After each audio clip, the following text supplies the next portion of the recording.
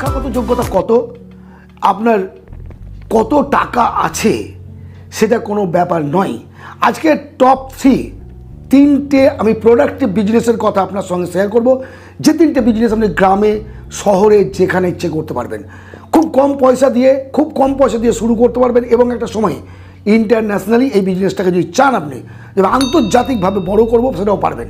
দেখুন, আজকের এই সময়ে যদি কোনো শহরে বা গ্রামে কোথাও ঘর ভাড়া নিয়ে আপনি একটা সেলামি দিলেন, সেলামি দিয়ে 5 লাখ 7 লাখ 10 লাখ টাকা সেলামি দিয়ে ঘরে মাল প্রোডাক্ট ফার্নিচার ইত্যাদি করে আপনি যখন বিজনেসটা শুরু করছেন তখন সারাদিনে 1000 টাকা ক্যাশ করতে মাথা খারাপ হয়ে যাচ্ছে।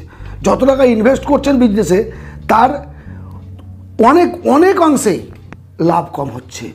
অথচ আপনি পাশাপাশি দেখুন একটা ফুড স্টল করেছে ফুটপাতে, সে আপনার থেকে বেশি ইনকাম করে।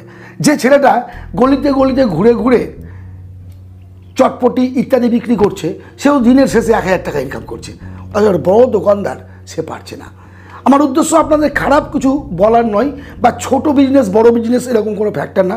আমার উদ্দেশ্য বেকারত্ব যাতে না থাকে, যাতে দুটো পয়সা ইনকাম করতে পারেন। হ্যাঁ, আপনার যদি টার্গেট থাকে যে না ভাই আমি এইসব বিজনেস করবো না, তাহলে আলাদা ব্যাপার। কিন্তু যদি আপনার মানসিকতা থাকে যে আমাকে কিছু করতে হবে, তাহলে অযথা অজুহাত না দিয়ে বিজনেস শুরু করুন। বিভিন্ন ধরনের বিজনেস আছে, এত বিজনেস, অনেকে আমাকে বলে এত বিজনেস, সবাই যদি বিজনেস করে তাহলে ক্রেতা কী হবে? সবাই বিজনেস করবে, সবাই কি একই বিজনেস করবে? আপনার কি মনে হয়? আপনি যে বিজনেসটা করছেন আমি সেই বিজনেসটা করি না, আমি যে বিজনেস করছি আর একজন অন্য বিজনেস করছেন, তাহলে উই আর অল ক্রেতা, উই আর অল বিক্রেতা। এটাই সমাজ পদ্ধতি।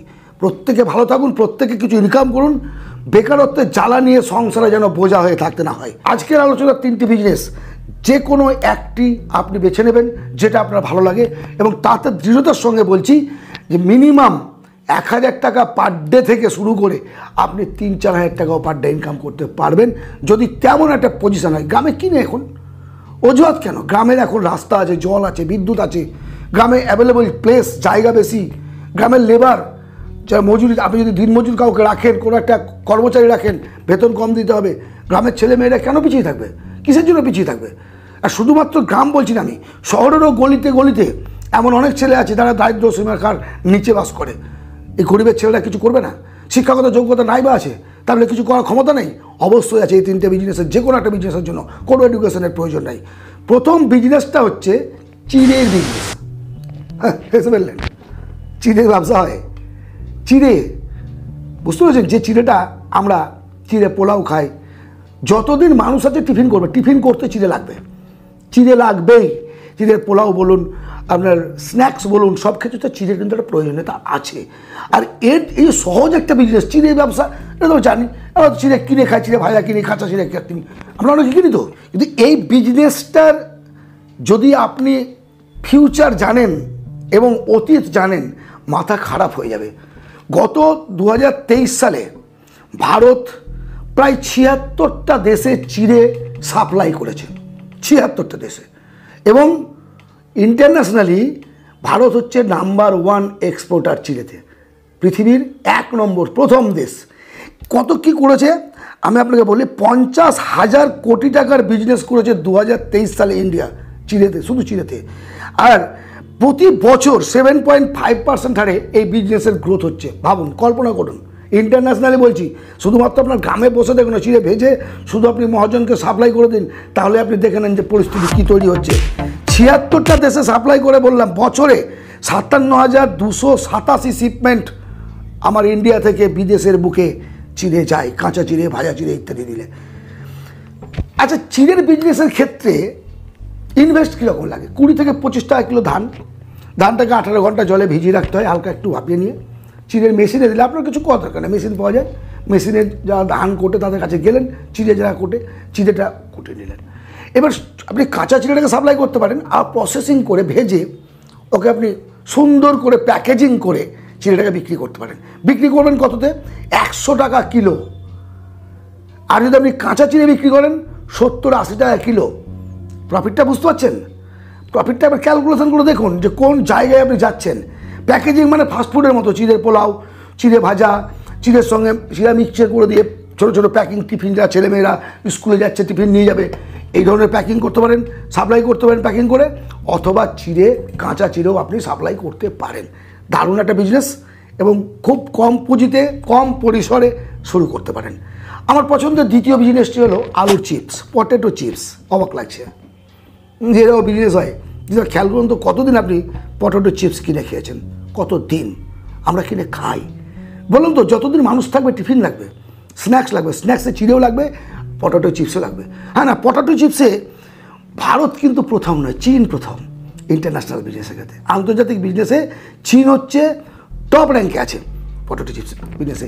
এখানে এর যে মার্কেট ভ্যালু 2023 সালে হচ্ছে 35,000 কোটি টাকা। এটা ইন্ডিয়া বলছে না, ইন্ডিয়া 35,000 কোটি টাকার বিজনেস করেছে আলু চিপসে। প্রতি বছর 8.2% হারে এই বিজনেসের গ্রোথ কিন্তু হচ্ছে।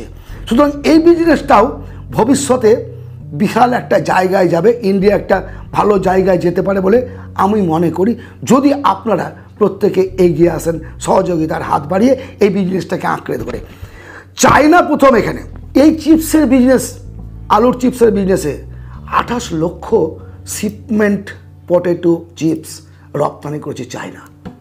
আর ভারত তো বললাম আপনাকে যে 35,000 কোটি টাকার ব্যবসা করেছে গত বছর, যদিও ভারত প্রথম নয়, তৃতীয় চতুর্থ স্থানে মেবি থাকতে পারে। এখানে ইনভেস্টমেন্ট কত? 40 থেকে 45 টাকা কিলো আলুর দাম। আলুটাকে চিপসের মতো করে সাইজ করে কেটে নিলেন, মেশিন পাওয়া যায়, হাতে কাটলেন, যা ইচ্ছা করলেন, জলে সিদ্ধ করে নিলেন, আপনার ইচ্ছে মতো টেস্ট, ইচ্ছে মতো লবণ, ইচ্ছে মতো আপনার যেটা আপনি পছন্দ করেন সেইভাবে ফ্লেভার দিয়ে মালটাকে শুকিয়ে নিয়ে প্যাকিং করে মার্কেটে ছেড়ে দেন। এটা শুধু আপনি শুধু বসে বসে বিক্রি করবেন তা নয়, কিন্তু আপনি এটাকে হোলসেল মার্কেটে দিতে পারেন, মহাজনকে দিতে পারেন, ডিলারকে দিতে পারেন, ইন্টারন্যাশনাল। বললাম যে আপনি ছোট্ট শুরু করবেন, ইন্টারন্যাশনাল জায়গায় পৌঁছতে পারবেন। ইচ্ছে থাকতে হবে ভাই বিজনেস করে। এখনো আমাকে দেখুন অলরেডি অনেকেই কমেন্ট করছে, এখনই কমেন্ট করছে, মুখে বলা যত সহজ, কাজ করা তত সহজ নয় স্যার। আমি জানি কোনো কাজ সহজ নয়, কিন্তু যদি আপনার মধ্যে ইচ্ছে থাকে যে আমি করবো, কারো ক্ষমতা নেই যে আপনাকে বাধা দিতে পারে। আমার এতটুকু ভ্রুক্ষেপ নাই যারা খারাপ কমেন্ট করেন বা ইত্যাদি করেন। কারণটা কি? আমার উদ্দেশ্য একটাই, যে আমার দেশের, আমার এলাকার কোনো ছেলে যেন বেকার না থাকে। কোনো ছেলে, প্রত্যেককে কিছু ইনকাম করতে হবে, প্রত্যেককে জীবন যুদ্ধে এগিয়ে চলতে হবে। আর তার জন্য অর্থের প্রয়োজন। ছোটো থেকে শুরু করুন না, বিজনেস ছোটো থেকে শুরু করুন, কোনো কাজ ছোটো না, আপনি অবাক হয়ে যাবেন। মেলায় যখন আমি চানাচুর বিক্রি করেছি, আমি চটপটি বিক্রি করেছি, আমি মেলায় চটপটি, আমি জানি কোন বিজনেসে কত টাকা লাভ হয়। আপনি ডাইরেক্ট সেলিং মার্কেটে কত টাকা লাভ করবেন? একটা দোকানদার 1 কিলো চিনি বিক্রি করে কত টাকা লাভ করবে বলুন আমাকে? কত টাকা লাভ করবে? 1 কেজি চাল বিক্রি করে কত টাকা লাভ করবে? 100 জিরা বিক্রি করে কত টাকা লাভ করবে? কত পার্সেন্ট লাভ হবে? 1 প্যাকেট সিগারেট বিক্রি করে কত টাকা লাভ করবে? কিন্তু এই যে প্রোডাক্টিভ বিজনেসগুলোর কথা বলছি, এর লাভ এই যে 40-45 টাকা কিলো, এই মালটা আপনি বিক্রি করতে পারবেন 800 টাকা কিলো, 900 টাকা কিলো। চিন্তা করতে পারেন চিপসটা যখন তৈরি কিলো হিসাবে হিসাব করলে, কারণ প্যাকেটটা 10 টাকা, 15 টাকা, 20 টাকার প্যাকেট হয়। ক গ্রাম থাকে মাল? কত গ্রাম থাকে? এটাকে আপনি ইচ্ছে মতো বিজনেসটাকে বাড়াতে পারবেন, কমাতে পারবেন, যা ইচ্ছা করতে পারবেন, এবং সুন্দরভাবে বাড়ির ছেলে মেয়ে সকলকে নিয়ে এই বিজনেসটা করতে পারবেন, আনন্দের সঙ্গে করতে পারবেন। আজকের বিজনেস আলোচনার 3 নম্বর বিজনেস ফুচকা। খুব ছোট্ট বিজনেস মনে হচ্ছে, কিন্তু কোনো একজন ফুচকাওয়ালার কাছে গিয়ে আপনি জিজ্ঞেস করবেন যে পার ডে কত টাকা ইনকাম করে। একটা ছোট্ট পাড়ার মোড়ে বা স্কুলের সামনে, বা যদি আপনার ইচ্ছে করে আপনি একটা ঠেলা গাড়ি নিয়ে গলিতে গলিতে ঘুরে ফুচকা সেল করতে পারবেন। কোনো কাজ ছোট নয় বলেছি আমি, হকারি করেও জীবনে অনেক বড় হয়েছে, আপনাকে আমি উদাহরণ দেখিয়ে দেবো। শুধু আপনি ইচ্ছে করলে ফুচকার এই বিজনেসটা করতে পারেন। এইবার শুধুমাত্র তাই নয়, ফুচকার বিজনেসটা আপনি একটা কোনো স্টলে করতে পারছেন, একটা জায়গায় দাঁড়িয়ে, যেখানে লোকালয় ভিড়। আপনি ফুচকা অর্ডার, এখন প্রত্যেকটা অনুষ্ঠান বাড়িতে ফুচকা লাগে, সেখানে অর্ডার নিয়ে সাপ্লাই করতে পারছেন। এই কাজটার জন্য জায়গা বেশি লাগে না, বাড়ির যে কোনো লোক এইগুলো একসঙ্গে সহযোগিতা করে করতে পারে।